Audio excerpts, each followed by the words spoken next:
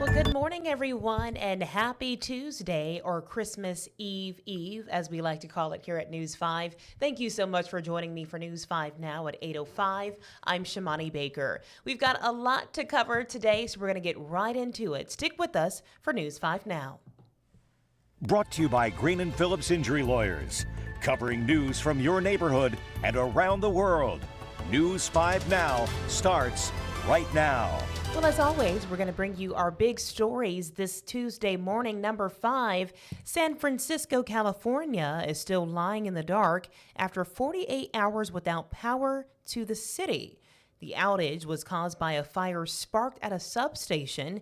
The fire broke out shortly after 1 o'clock Saturday afternoon. An official restoration time is uncertain. Number 4. 3 local organizations are among 8 child advocacy and help centers receiving federal funding to help child abuse victims. Family Counseling Center of Mobile, the Regional Child Advocacy Center, and the Escambia County Center are some of the facilities splitting $1 million from the Justice Department.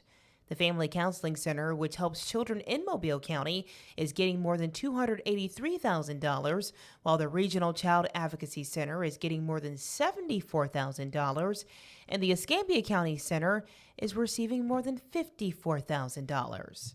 Number 3.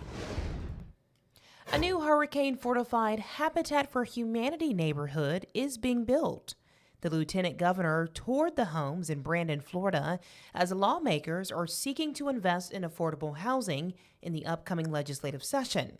Now, the homes are being built to support veterans and working families, and they include storm protections and reinforced construction to withstand the forces of Mother Nature.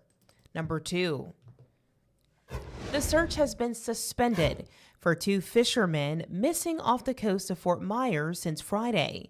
Authorities found their empty 42-foot catamaran about 70 miles offshore, but there were no signs of 57-year-old Randall Spivey or his nephew, 33-year-old Brandon Billmayer. The Coast Guard said, given the amount of time and resources of the search, they believe the 2 should have been found by now. And number 1 for us this morning, AAA is predicting a record holiday travel period from now until January 1st. Driving is the overwhelming favorite among all modes of transportation, with 89% of holiday travelers taking road trips. Gas prices are about a quarter a gallon cheaper this time than last year. Authorities remind drivers when you see stopped vehicles on the side of the road, slow down and change lanes. That gives tow truck drivers, law enforcement, and others plenty of room to complete their work safely. Let's move things over to our question of the day. Today, that question is, what is your favorite Christmas dessert? I like this question. This morning, I had a cheesecake, a homemade cheesecake made by the one and only John Nodar, and it was so good, y'all. It was delicious. Mwah. If you go to my Facebook page, you can see how good it looks. And yes, I know it was early, but I ate a little chunk out of it. It's okay. I'm going to the gym later, so no worries. What else are people saying?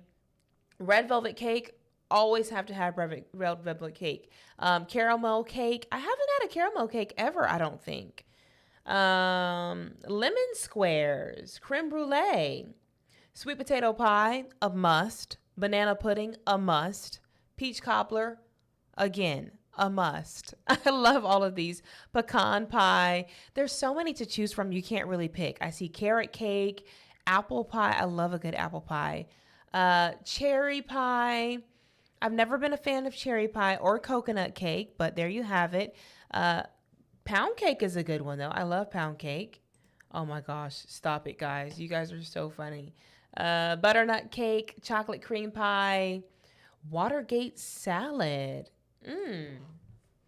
Interesting. Some of these I've never had before. I've seen 2 people put beer and bourbon in the comments. I guess that does count as a holiday dessert, right? A holiday treat at least.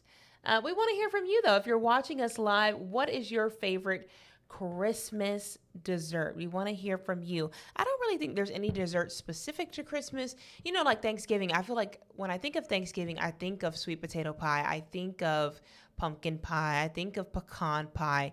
For Christmas, anything goes is how I feel. What about you? What do you think? In the meantime, while you're getting that together, we're going to look at our poll of today. The poll is, should businesses be closed on Christmas? How are you guys voting in the comments? 127 people say yes, they should be closed. 12 people say no. These are probably your last minute shoppers right here. The 12 that say no, businesses shouldn't be closed on Christmas. You probably haven't even started Christmas shopping, have you? We've got 5 people who say no opinion. Andrew says businesses should have the right to decide that on their own. Some businesses are needed, some are not. With police, fire, paramedics, nurses, hospital staff, truck drivers, etc., all working on Christmas, there is a need for some restaurants, gas stations, towing companies, etc., to be open and ready. Andrew, I do agree with that. Jennifer says, as a military veteran who was in temporary lodging over the Christmas holidays, I'm endlessly grateful for those restaurants, gas stations, etc. that were open on Christmas. Absolutely. It would be nice if life allowed everyone to be home with their families, but that's not the reality for many folks because some work doesn't take a holiday. Exactly. You're exactly right about that.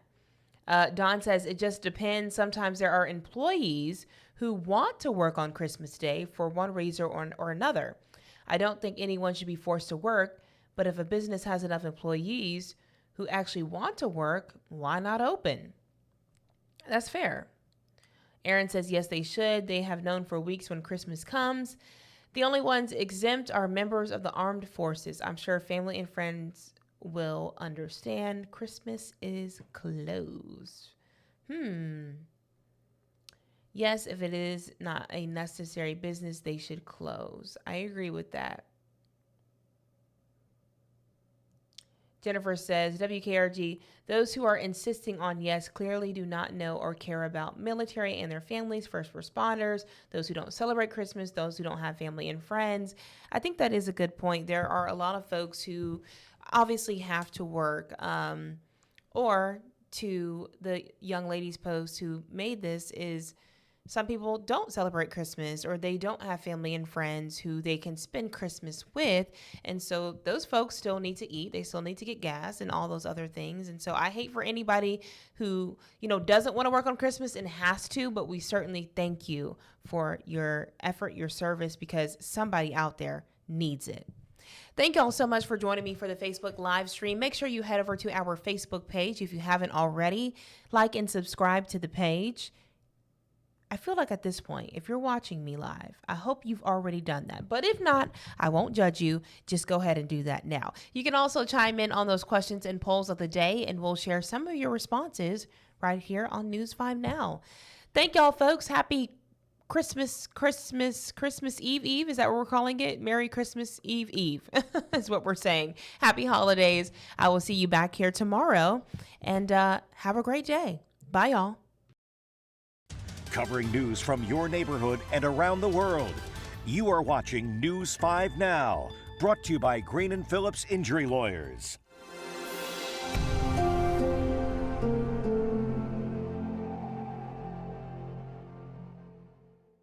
In the courtroom, the judge knows best, and this judge does too. If you've been hurt in a wreck, you need a law firm that knows the system and how it works. I'm attorney David Green. Call or come by anytime. You never need an appointment.